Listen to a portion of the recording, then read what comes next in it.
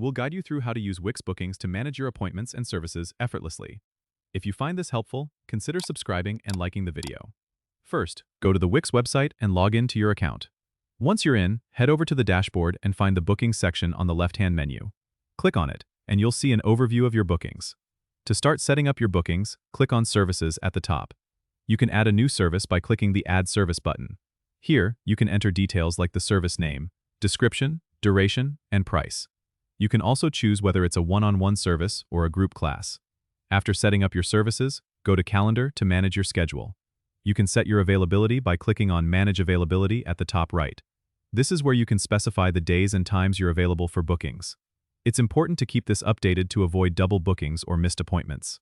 Next, go to Settings to customize how clients can book your services.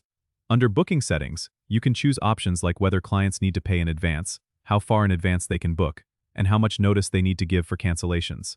Once everything is set up, make sure to integrate the Bookings feature into your site by clicking on Add to Site and following the prompts to place the booking widget on your page.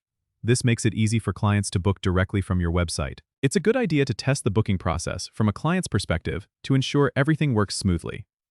Don't forget to subscribe and comment if this helped you out.